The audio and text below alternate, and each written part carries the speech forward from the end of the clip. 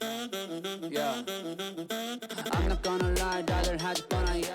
What's next for the Shock? Obviously, we're going ahead, looking to win the championship this year. You'll have to beat us again, and nobody beats us 4 times in a row, that's for sure. And now that I'm on the bench, Ross, you better watch out because I can really focus on my shit talk too.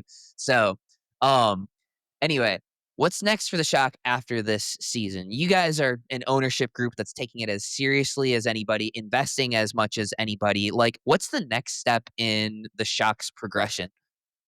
Yeah, well, our first objective is to win the season finals this year. First and foremost, we're about winning, but we're also about building That'd be your professional. first championship, right? It would be our first championship. Oh, okay, Exactly yeah, it right. feels pretty good when you get those. Yeah, unfortunately, I wouldn't know, but maybe sometime soon. We do have players on. I I couldn't have you on here and not talk a little shit for the rivalry, dude. Hey, I get it. I get it. I mean, it's a tough go. You guys won the midseason last year, and then you fell short in the final. So, like, anything could happen. Um, but in terms of what's next for us, um, we're building an ecosystem, a pickleball ecosystem. The Shock are the hub of that hub and spoke model, and we have a variety of ancillary assets around it. Of course, we have the investment in UPA directly. We have an investment in Pickle Tile, which is the leading court construction company in the U.S., which I'm the vice chairman of. We now have Stack Athletics, which has acquired Vulcan. Of course, you've got the Duper investment. We've got the Pickler investment. So for us, it's all about the integration of these assets. And we're consistently looking for what's next in that pickleball ecosystem. I tell people I'm incredibly confident in the future of pickleball and I believe in its exponential growth. I believe that will continue. However, if I'm being honest, I don't know what commercial line of business will win.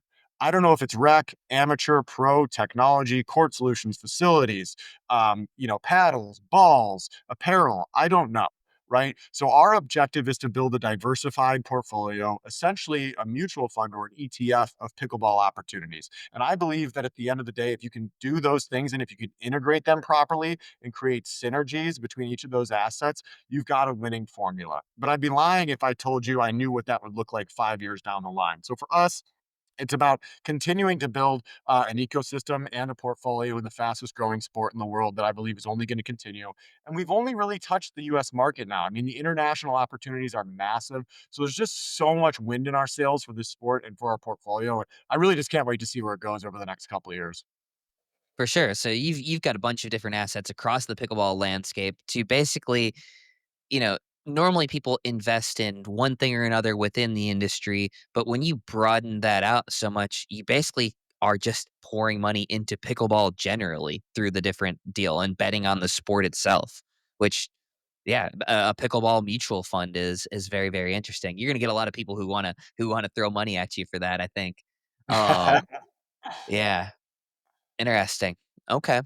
Well, sweet. Ross, I appreciate you coming on and chatting with us. And I gotta hey say one more thing. You guys took over the number one spot in the seedings from the Dallas Flash.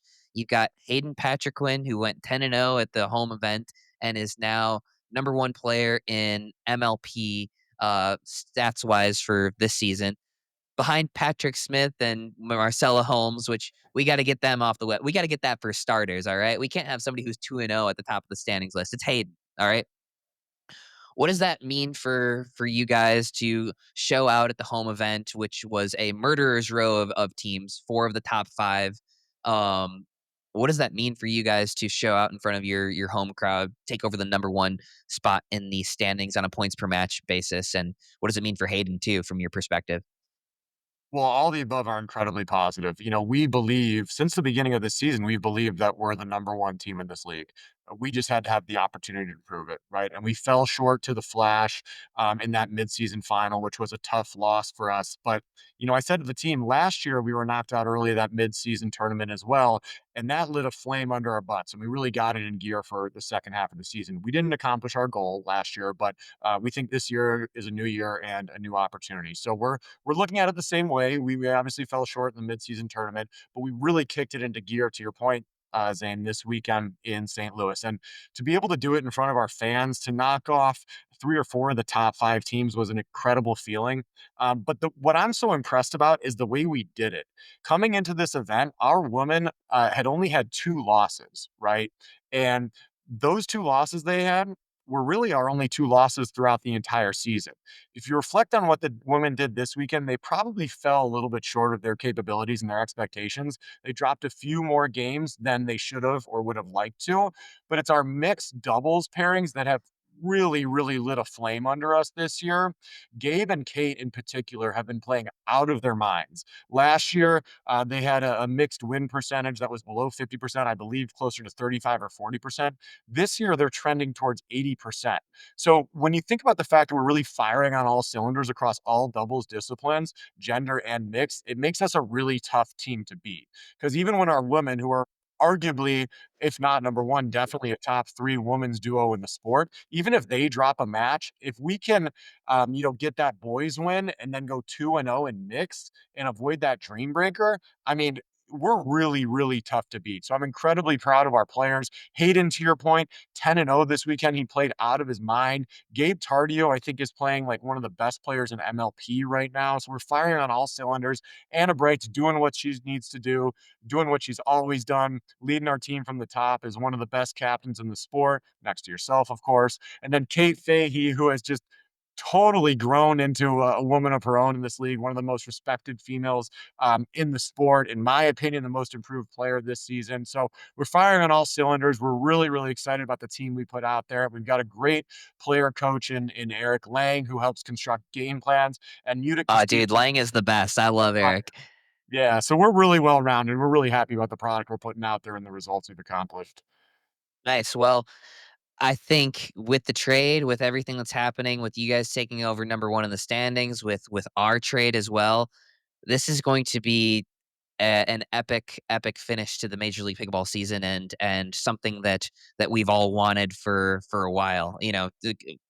Candidly, I felt like last year was anticlimactic with playing the semifinals and finals over 2 days and all 3 finals matches in a single day. Like, this year, I feel like the buildup is far, far stronger, and these last couple of weeks of the regular season and into the playoffs are gonna be what we had all expected and hoped from Major League Pickleball. So it'll be exciting to see who can take this one home. 100%. And we're looking forward to facing you guys again this weekend in Dallas, then. If you're looking for a chill way to wind down after your rec game, listen up. Cycling Frog is giving away its best-selling THC seltzers for free. All you have to do is pay $2 for shipping. They're fruit forward, taste great, and they're perfect for a post-game cool down or just hanging out with friends. So grab your free can now by clicking the link in the description box. You're not going to want to miss this. Yeah. I'm not gonna lie, rather